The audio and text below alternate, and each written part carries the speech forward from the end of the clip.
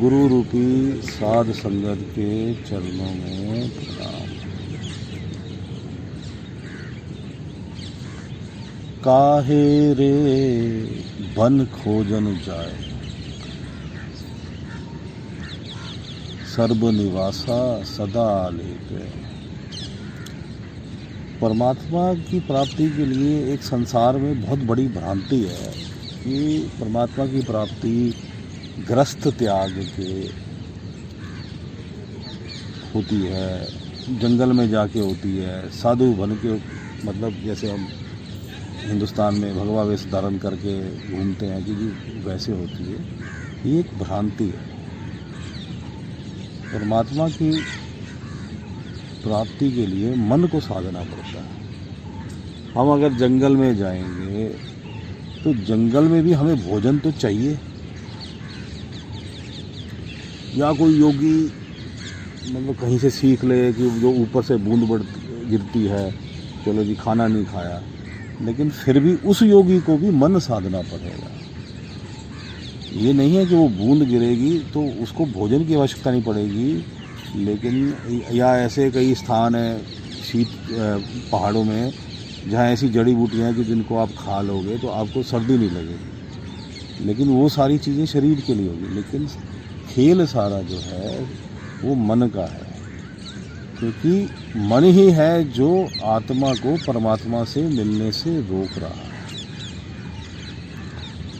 इसी प्रकार एक योग वशिष्ठ, जिसे उत्तर रामायण भी कहते हैं, जिसमें योग वशिष्ठ में वशिष्ठ जी ने, भगवान वशिष्ठ जी ने भगवान राम को ज्ञान प्रदान किया कहानियों के माध्यम से। उसमें एक कहानी आती है रानी चुडाला की। एक राजा होता है शिखी ध्वज, कुछ ऐसा ही नाम था उसका, और उसकी जो पत्नी होती है वो जीवन मुक्त होती है, मतलब जीवन मरण के चक्र से मुक्त होती है। तो वो अपने पति राजा को 2-4 बार कहती है कि हे राजन, ये राज्य तो चलो शरीर के साथ एक दिन चला ही जाएगा, चलो या तो पहले चला जाएगा या शरीर जब जाएगा तब तो छोड़ना ही पड़ेगा। तो अपने आगे ये बार बार जन्म मरण लेने के चक्कर से छूटने के लिए तूने क्या किया, तूने क्या त्याग किया। अब राजा शिखध्वज को ये बात समझ नहीं आती, तो वो अपना उठा के अपना राज्य त्याग के अकेला ही वन में चला जाता है और साधना शुरू कर देता है। भाई जो उसको पता लगता है उस समय मुक्ति पाने के लिए अपना शुरू कर देता है। अब रानी तो मुक्त होती है आत्मा, वो बात सोचती है कि भाई मैंने तो इसे समझाया, ये तो राज्य छोड़ के चला गया।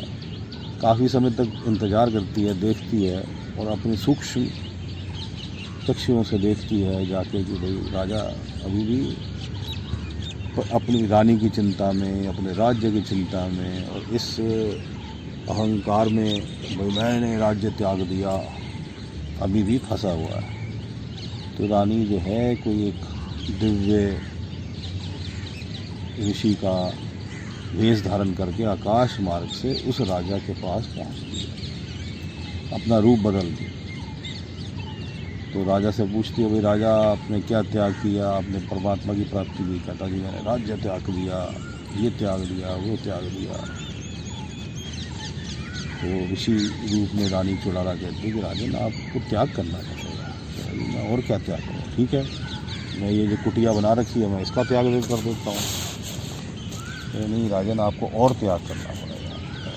ठीक है, तो मेरे पास ये कमंडल है और ये खूंटा है और ये 2-4 वस्त्र है, मैं इनका त्याग कर देता हूँ। कहते नहीं, उसके बाद भी आपको राजन त्याग करना पड़ेगा। कह रहे कि फिर क्या बचा, शरीर बचा, अब मैं अपने प्राण त्याग देता हूँ, आत्महत्या कर देता हूँ। कह राजन तूने क्या सोचा कि आत्महत्या करने से तेरी जान छूट जाएगी। आत्महत्या तो जो है वो घोर अपराध है। जो तुझे परमात्मा ने जीवन प्रदान किया है वो तुझे जीना चाहिए। आत्महत्या करके तो जीव जन, जैसे आज की युग में भी तुम्हें अगर सोच कर आत्महत्या कर ले तो क्या हो जाएगा, प्रेत योनि में चला जाएगा, फिर वहाँ पे दुख भोगेगा। वहाँ के दुख अलग प्रकार के हैं लेकिन वो भयंकर है, वो झेलो। खेल सारा जो है ना वो आत्मा के ऊपर, कारण शरीर, मन का आवरण जो है इसको हटाने का। तो रानी चुड़ाला समझाते कि हे राजन, नहीं, तू बहुत बड़ा पाप करेगा अपना अगर जो है शरीर त्याग देगा। ये तुझे परमात्मा ने बड़ा गिफ्ट दिया है। कई हजारों योनियों, लाखों योनियों के बाद आदमी को मनुष्य योनि मिलती है, और इस मनुष्य योनि में ही परमात्मा की प्राप्ति होती है। इसलिए इस देही को सिमरे, देव भी जो है ना इस देह का आदर करते हैं, वो भी तरसते हैं कि भाई, क्योंकि देव योनि के अंदर भी जीवन मरण चक्र से मुक्ति नहीं पाई जा सकती। देव रूपी शरीर के अंदर शक्तियाँ तो बहुत है, पावर तो बहुत है, उम्र तो बहुत लंबी है, ओहदा तो बड़ा ऊंचा है, लेकिन वो ओहदा भी तो एक दिन छिनेगा। समय आने पे सबके ओहदे छिन जाते हैं, चाहे वो सूरज हो उसका भी ओहदा छिन जाता है, चाहे वो धरती हो उसका भी ओहदा छिन जाता है, चाहे वो यमी क्यों ना हो, चाहे वो इंद्रदेव हो उनका भी ओहदा छिन जाता है, चाहे वो वायुदेव हो, अग्निदेव हो, सबके ओहदे समय आने पे छिन जाते हैं, चाहे वो कितनी बड़ी पोस्ट क्यों ना हो। है तो पोस्ट ही काल के अधीन ही है। एक सिस्टम को चला रहे हैं, जैसे हमारे यहाँ पे सिस्टम है जी, राज्य है, प्राइम मिनिस्टर है, अलग अलग प्रकार के मिनिस्टर हैं, तो वो आप ऊपर की सत्ता के मिनिस्टर, प्राइम मिनिस्टर समझ लो। यहाँ के मिनिस्टर भी 5 साल में बदल ही जाते हैं, कुछ दोबारा आ जाते हैं जीत के। कितनी बार जीत जाएंगे? 2 बार, 3 बार, 20 साल, 25 साल, 30 साल, कभी तो भाई छोड़ना पड़ेगा, नहीं तो मृत्यु आने पे छोड़नी पड़ेगी मिनिस्ट्री भैया। छूटेगी तो सही, रहेगी तो नहीं, परमानेंट तो कुछ भी नहीं है। तो वो ऐसे ही ये ऊंचे ऊंचे जो है जो ओहदे हैं ये भी सब जो है छिन जाते हैं। यहाँ तक कि योग वशिष्ठ में भी आया कि ब्रह्मा का पद भी जो है ना वो भी छिन जाता है। तो राजन, इससे नहीं होगा। ये सारा खेल वो ऋषि रूप में जो वेश धारण करके आई थी चुड़ाला, उस राजा को ज्ञान देती है शिख ध्वज को कि हाँ राजन सुन, परमात्मा जो है जीवन मरण मुक्ति जो है जीव को ज़्यादातर जीते जी प्राप्त होती है। परमात्मा को जो देखता है वो जीते जी देखता है, और वो मुक्त जो है वो जीते जी होता है। उसके लिए उसको अपने मन से त्याग करना होता है। तूने अभी तक अपने पत्नी का त्याग नहीं किया मन से, तुझे चिंता लग जाती है मेरी पत्नी कैसे राज्य चला रही होगी, क्या खा रही होगी, कैसे होगी। तुझे अपने राज्य का जो है चिंता जो है मन से अभी भी है, तो उसका कोई लाभ नहीं है। तो तू राज्य में बैठ के भी, राज्य करता हुआ भी जो है वो जीवन मरण के चक्र से मुक्त हो सकता था। यहाँ आके यहाँ के जंजाल में फंस गया। आदमी जंगल जाता है, उसको भूख लगती है, भाई खाना तो खाना है उसने, छत तो वहाँ भी चाहिए, वहाँ तो बल्कि ज़्यादा वो रहता है, बरसात आंधी ज़्यादा होती है। तो हे राजन, तू मन से त्याग कर। फिर उसे मन को साधने का तरीका चुड़ाला देवी बताती है, कैसे मन से जो है तू त्याग कर, बार बार प्रतन कर। राजा को जब ज्ञान हो जाता है तो फिर वो अपने वास्तविक स्वरूप में आती है। इसी प्रकार जो है हमें भी जो है, हम व्यर्थ में ये चिंता करते हैं कि भाई अगर मैं परमात्मा के रास्ते पे चल पड़ा तो कहीं मेरे बीवी बच्चों को रोटी खाने में दिक्कत ना हो जाए। भाई मैं इनके लिए भरण पोषण कर रहा हूँ, मैं इनके लिए नौकरी कर रहा हूँ। भाई तू कुछ नहीं कर रहा, ये तुझे गलतफहमी है। तेरी बीवी बच्चों को और तुझे भी परमात्मा ही पाल रहा है, उसने पहले ही निर्धारित कर दिया है। क्योंकि ये सिर्फ मन में वहम है कि भाई मैं अपने बच्चों को पाल रहा हूँ, मैं जाके कमा के लाऊंगा तो जो है मुझे जो है मेरे बीवी बच्चे पलेंगे। ऐसा कुछ नहीं, ये वहम है। परमात्मा ने जिसको पालना है उसकी पालना कर ही देंगे। इसी प्रकार एक बार गुरु गोबिंद सिंह जी की कथा है कि गुरु गोबिंद सिंह जी के पास एक बहुत गरीब आदमी जो है वो पहुंचता है कि भाई बहुत गरीब हूँ जी मैं, तो कृपा करो। वो कहता है कि तू ऐसे कर, मेरे पास रुक जा। वो कहता कि मैं रुक कैसे जाऊँ, मैं तो सुबह कमा के लाऊंगा तो मेरे भी बच्चे शाम को खाएंगे, मैं उनका भरण पोषण कर रहा हूँ। मैं तो कमा के नहीं लाऊंगा तो वो तो भूखे मर जाएंगे। और आप कह रहे जी हाँ रुक जा 2-4 दिन। फिर अच्छा चल तू मेरे काम कर दे, मैं तेरे को एक चिट्ठी लिख के देता हूँ, तू जाके अपना उस मेरे किसी जानकार को, मेरे किसी सेवक को जाके वो चिट्ठी लिख दिया। वो जाता है, वो चिट्ठी दे आता है, वो सेवक चिट्ठी खोलता है, उस पर लिखा था कि इस व्यक्ति को तू कैद करके रख ले भाई, इतने समय के लिए, 2, 4, 6 महीने के लिए। वो पकड़ता, उसको कैद कर लेता। कहता यार मैं अच्छा गुरु की सेवा में आया, मैं सोचा था मैं एक दिन दर्शन करूंगा, भला होगा ये तो मुझे कैद करा दे, मेरे तो 20 बच्चे भूखे मर जाएंगे। और पीछे से उसी के घर में, परिवार में 20 बच्चों के ऐसा कौतुक होता है, ऐसा सिस्टम बनता है कि वो बड़े रईस हो जाते हैं, बड़ा फर्स्ट क्लास आलीशान जो है राजमहल वगैरह हो जाता है उसका, और खा पी रहे होते हैं। अपना 6 महीने बाद छूटता है, भागा भागा जो है अपने घर जाता है। वो कहता है यार मेरा तो यहाँ झोपड़ी थी, ये किसने ये महलों जैसा घर खड़ा कर दिया। ये 20 बच्चे बाहर आते हैं, मिलते हैं, फिर जाके गुरु के चरणों में गिरता है। कहते तुझे ये भ्रम था कि तू पाल रहा है। इस संसार में सैकड़ों लोग आए चले गए, उनके चल जाने से संसार नहीं रुका, उनका परिवार भूखा नहीं मरा। तो तू क्यों चिंती कर? जिन पैदाइश तू किया सोई दे आधार। जब वो एक पत्थर होता है, कि आप पहाड़ों में जाओ, कि इस प्रकार के पत्थर होते हैं, उनको तोड़ो तो उनके अंदर अलग प्रकार के कीड़े निकलते हैं, जो आपके तोड़ने से, हवा लगने से मर जाते हैं। जब उन कीड़ों को उस पत्थर के अंदर भी वो भोजन प्रदान कर रहा है, आधार दे रहा है, क्या वो तुझे नहीं पालेगा? तू अपना कर्म करता रहे संसारिक, तू नौकरी कर रहा है, अपना साधारण रूप से नौकरी करता रहे, लेकिन अपने मन को जो है वो परमात्मा में लगा दे।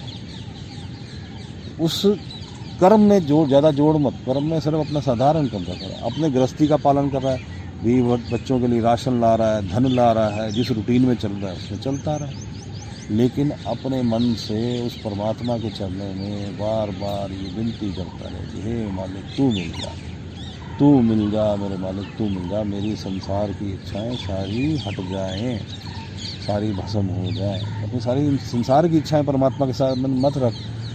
तो परमात्मा के सामने अगर पूरे संसार का राज्य भी मांगेगा तो इस प्रकार होगा। मान लो हम अपने प्राइम मिनिस्टर साहब के पास जाएं कि प्राइम मिनिस्टर साहब धन चाहिए, कुछ बड़ा गरीब आदमी है, कितना चाहिए जी? 1 रुपया दे देना। तो उस परमात्मा से तू सारे संसार का भी अगर राज्य मांगेगा तो इस प्रकार ही मांगना होगा कि एक बड़े धनवान के पास चल गए जो तुझे अरबों खरबों की दौलत तुझे दे सकता है, हीरे जवाहरात दे सकता है, उसे तू कहे मुझे एक खोटा सिक्का दे दो, एक कोडी दे दो, पुरानी भाषा में एक कोडी दे दो। व्यर्थ है। अगर तेरे भाग्य में नहीं है तो वो अगर देगा भी तुझे तो वो छिन जाएगी, और अगर तेरे भाग्य में है तुझे मिल जाएगी। परमात्मा से के पास जाना है, अगर जीवन मरण चक्र से छुट्टी पानी है तो एक चीज़ अपने गांठ बांध ले, संसारी कोई चीज़ नहीं मांगनी परमात्मा से।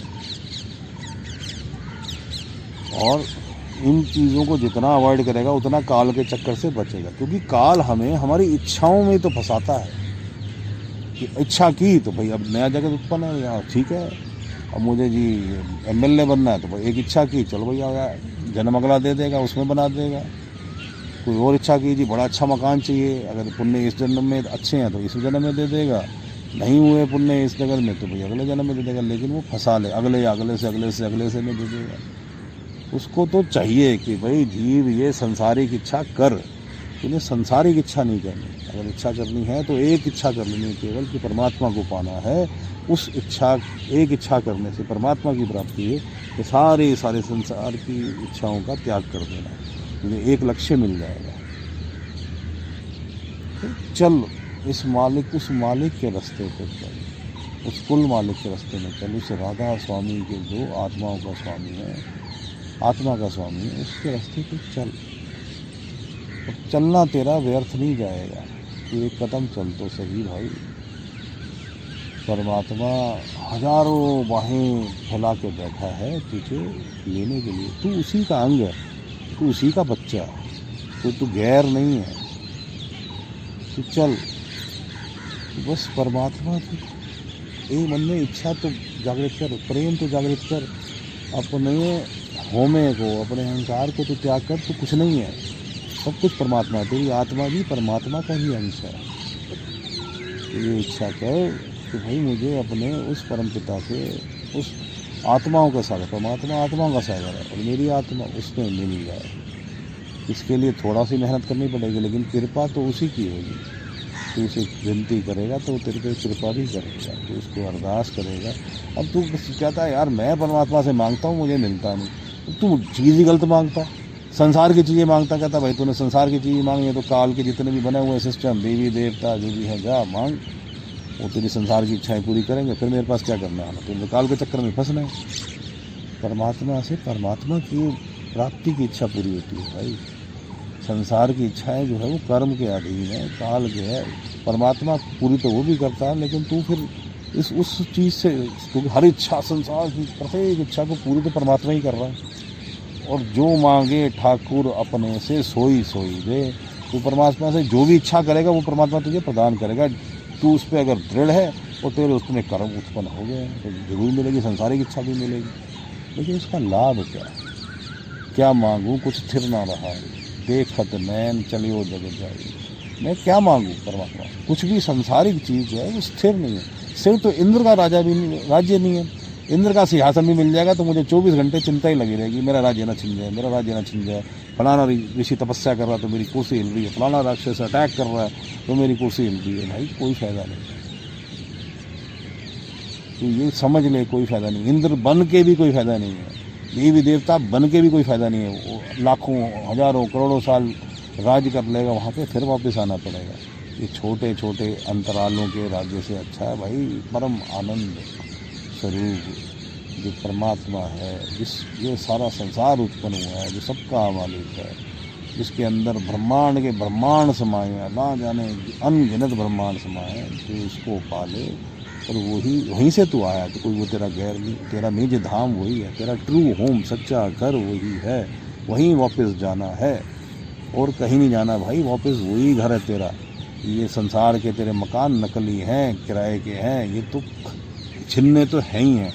कोई किसी का पहले छिन जाता है या किसी का शरीर त्यागने पे, मृत्यु आने पे छिन जाता है, फिर दोबारा क्या उसी योनि में थोड़ा आ जाएगा।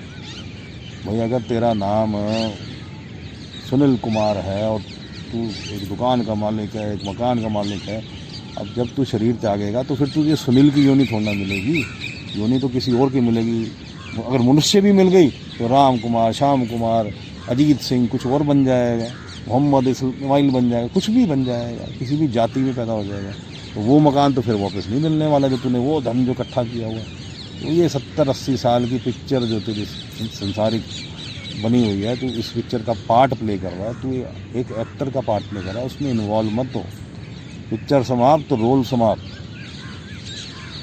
किसी को जज का रोल मिला हुआ है, किसी को डॉक्टर का रोल मिला हुआ है, किसी को चपड़ासी का रोल मिला हुआ है, किसी को एक गरीब व्यक्ति का रोल मिला हुआ है। ये सब रोल है भाई। तू यहाँ पे इस पिक्चर में ये 60, 70, 80 साल की जो तू जीवन जी रहा है, इस पिक्चर में तू रोल अदा कर रहा है। तो इस रोल के अंदर तू रम मत। रमना है तो परमात्मा में रम। तो इस रोल में रमने की कोशिश कर रहा है कि नहीं यही सच है, यही सच है। भाई ये बुलबुले की तरह है। ये जैसे बुलबुला पानी से उभरा और फटा और फिर पानी में विलीन, जैसे जल की तरंग उठी और फिर गिरी तो फिर उसी जल में विलीन होगी, उसी प्रकार तुझे भी परमात्मा में मिलना है। तो क्यों इस जन्म मरण के चक्कर में फंसे जा रहा है। तो फिर संसार की कोई इच्छा करेगा, फिर काल को मौका मिल जाएगा तुझे फंसाने की। तेरा मन तुझे इसीलिए सैकड़ों करोड़ों बार भगाता रहेगा। तो अपने मन को साध, मन को केंद्रित कर परमात्मा में, बार बार वापस ला, बार बार केंद्रित कर कि मुझे परमात्मा मिल जाए। मुझे ये संसार की इच्छाओं का तो ये है कि तेरी एक इच्छा पूरी होगी तो तेरी उसके पीछे करोड़ इच्छा बैठी हुई है। ये मत सोच कि एक इच्छा बस परमात्मा मेरी ये इच्छा पूरी करता है, मैं फिर कुछ नहीं मांगूंगा। भाई तू देख तो सही, वो इच्छा पूरी होने तो पीछे करोड़ों लाइन लगा के बैठी है कि भाई ये मैं आ रहा हूँ, तो नहीं मेरी ये समस्या दूर कर दे तो मैं कुछ नहीं मांगूंगा। एक समस्या दूर होती है तो पीछे 10-20 पहले खड़ी होती हैं उसकी जगह लेने के लिए। ये ऐसा मत सोच कि नहीं आएगी। सब जो है समय के गर्भ में सब समस्याएं, सब इच्छाएं जो है बैठी हुई हैं। जैसे ही एक निकलेगी दूसरी सैकड़ों आने के तैयार है। इसलिए तो उस एक को भज, तो जिसमें होने के बाद फिर तेरा किसी चीज़ में स्वाद नहीं लगेगा। जो दिल अब मन जो है, इंसान जो है, जीव जो है, वो लिज्जत का आशिक है। संसार की चीज़ों में से लिज्जत नहीं होती है। इसमें किसी को स्त्री में लगी है, किसी को धन में लगी है, किसी को कमाने में लगी है, किसी को ओहदे में लगी है। इन सब लिज्जतों से हटा के परमात्मा की लिज्जत पा। जब उस लिज्जत को तू कर लेगा फिर तुझे सब ये फीकी लगे। यार अब हम ध्यान केंद्रित करते हैं अपने दसम द्वार, छठा चक्र, आज्ञा चक्र, जो थर्ड आई सेंटर है, हमारी दोनों आँखों के बीच में पीछे करके बैठते हैं और अपने पूर्ण गुरु को जब हमें प्राप्त है तो उसका ध्यान केंद्रित होते हुए, ताकि हमारा ध्यान भटके ना, तो परमात्मा की तरफ और नाम सिमरन करते हुए। अगर नाम नहीं प्राप्त हमें तो हम फिलहाल साइलेंस, चुप रह के बस केवल अपने आप को चुप रखने की कोशिश करते हुए सामने परमात्मा को जो प्रकाश स्वरूप है उसके दर्शन करने का प्रयत्न करते हैं, मेडिटेशन करते हैं और मालिक से विनती करते हैं तू दया कर, तू मिल जा मेरे मालिक, तू मिल जा, तू